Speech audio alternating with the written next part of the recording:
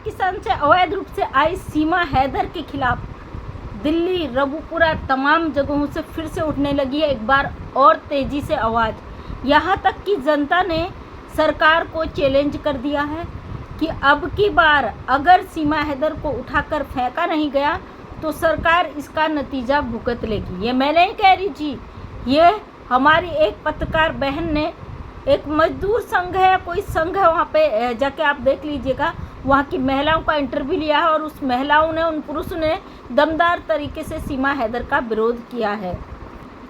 उनका कहना है पाकिस्तान से जो गलत तरीके से, अवैध तरीके से आई है महिला, इस महिला की वजह से क्यों अपने देश में हम इतनी सारी चीज़ों को झेलें और सहन करें।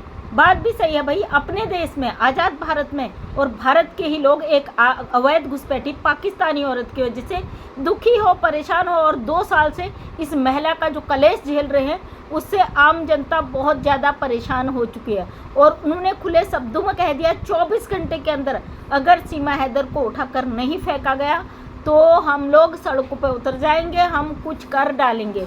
तो क्या इस अवैध घुसपैठिया के लिए हमारी जो सरकारें हैं वो आम जनता को परेशान देख सकती है, दुखी दे सकती है?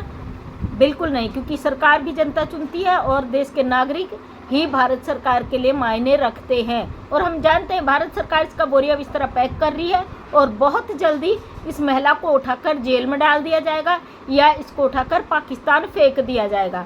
इसके साथ जो 4 सपोले आए हैं उनको भी उनके मुल्क भेज दिया जाएगा। अब देखिए, आप सब जो लोग पुरजोर तरीके से आवाज़ उठा रहे हैं, आपको ना तो डरने की ज़रूरत है ना कुछ घबराने की ज़रूरत है, क्योंकि आप अपने देश में हो, अपनी बात को रख रहे हो। अपनी अभिव्यक्ति की आज़ादी हर किसी को होती है, हर व्यक्ति अपनी बात को रख सकता है। हम तो अपने देश में अवैध घुसपैठ के खिलाफ खड़े हैं, तो हमें डरने की बिल्कुल ज़रूरत नहीं है। जो लोग बैठ कर ना नशे करके आपको धमकियाँ देते हैं, आने वाले समय में उन सबको जवाब मिल जाएगा। आप जिस तरीके से आवाज़ उठा रहे हो उसी तरीके से आवाज़ उठाइए। अब भारत की जनता जान चुकी है कि ये महिला गलत है, जो अपने मुल्क की नहीं, अपने देश को धोखा दे सकती है, अपने पति को धोखा दे सकती है, अपने बच्चों का नहीं सोच सकती, तो किसी भी मुल्क की नहीं हो सकती। हाँ, हर देश में जयचंद होते, चाहे हिंदू हो या मुस्लिम हो। हमारा भारत देश एक टोकरी है, फूलों की बगिया है, एक तरह के जो रंग बिरंगे फूल इस बगिया में हैं, वो फूलों को महकने के लिए हमारी भारत सरकार पूरी तरीके से उनका प्रयासरत है। भारत सरकार के लिए न हिंदू, न मुस्लिम, न सिख, ईसाई, सब एक ही परिवार है। तो यहाँ पे कुछ लोग जो ह्यूमन फैला रहे हैं उन सबको तगड़ा जवाब देना बहुत ज़रूरी है। अवैध घुसपैठी सीमा हैदर, इसके साथ साथ जो सचिन मीना का परिवार संलिप्त है, इनको जेल तक पहुंचाना बहुत ज़रूरी है। अगर इन लोगों को इस तरीके के खुला छूट दे दी जाए तो ऐसे जयचंद, ऐसे गद्दार जो भारत में रहकर, भारत का खाकर, भारत की धरती में जन्म लेकर पाकिस्तान के लिए काम करते हैं, ऐसे लोगों की संख्या लगातार बढ़ती जाएगी। सचिन मीना सबसे बड़ा अपराधी है, क्योंकि एक महिला को 4 बच्चों के साथ अवैध रूप से भारत में घुसाने का काम सचिन मीना ने किया। इसका परिवार जिम्मेदार है, बबीता रानी जिम्मेदार है, और जिन लोगों ने इनको बैक सपोर्ट दिया है, पीछे से जो लोग इनको रखे पड़े हैं, जो सीमा हैदर के विरोध में आवाज़ उठाते हैं, उसको गालियां देते हैं, इन सब की जांच होनी चाहिए कि आखिर इस घुसपैठिए को इतना सपोर्ट देने का इनका मकसद क्या है। क्यों इस घुसपैठिए के लिए ये अपनी भारत की जनता को इस तरीके से लथाड़ रहे हैं, भारत के लोगों को चुप कराने के लिए किसी भी हद तक जाने को ये तैयार है। हमारे ही देश में बैठे कुछ लोग अंदर से भारत को खोखला करने में लगे हुए हैं। ऐसे लोगों की पहचान करके इनको असली जगह पहुंचाना बहुत ज़रूरी है। अभी आपने देखा होगा ना, ज्योति मल्होत्रा जैसे लोग जो भारत में रहते हैं, भारत का खाते हैं, भारत की धरती में जन्म लेते हैं, लेकिन ये काम पाकिस्तान के लिए करते हैं। ऐसे लोगों को पहचान कर इनको इनके अंतिम चरण तक पहुंचाना बहुत ज़रूरी है। जो भारत में रहते हैं लेकिन एक अवैध घुसपैठी सीमा हैदर के लिए किसी भी हद तक जाने को तैयार हैं। दोस्तों, आपको चुप कराने के लिए हर तरीके के हथकंडे अपनाए जाएंगे, लेकिन भारत हमारा देश है और भारत का कानून पहले हमारे ऊपर लागू होता है। अवैध घुसपैठियों की वजह से हम लोगों पर नहीं लागू होता है। हम भारत के नागरिक हैं और हम कानून का पालन करते हैं। तो कोई भी आपको किसी तरीके की धमकी दे तो उसका हिसाब किताब सब सरकार तक जाता है। सरकार ये देखती है कौन सही है कौन गलत है। अगर आपको कोई गाली गलौज भद्दी वो कर रहा है तो आप उसके ऊपर FIR कर सकते हैं, मानहानि का दावा कर सकते हैं। और मैं तो कहती हूँ भाई, ऐसे लोगों को जवाब ही क्यों देना है। ऐसा प्रोपेगेंडा में फंसना ही क्यों है, कंट्रोवर्सी में बस फंसना ही क्यों है, किसी को आपको जवाब नहीं दे रहा है। क्योंकि हाँ, ये भगोड़ी ने जो अभी जाल फेंका है, इसका एक ही मकसद है कि भारत के अंदर जितने लोग इसका विरोध कर रहे हैं उन सब को उलझा के रखे और चीज़ों में, और मुद्दे से भटक जाए। ऐसा बिल्कुल भी नहीं होगा। हमारा मुद्दा केवल और केवल सीमा हैदर है, इसको उठाकर फेंकना हमारा मुद्दा है। अभी जो हमारी सोनी सिस्टर, उन्होंने जो इंटरव्यू लिया, बहुत ज़बरदस्त दमदार इंटरव्यू लिया। उस इंटरव्यू में भारत के जो लोग हैं वो पूरी तरीके से इसके खिलाफत हो गए। लोग सड़कों में उतरने को मजबूर हैं।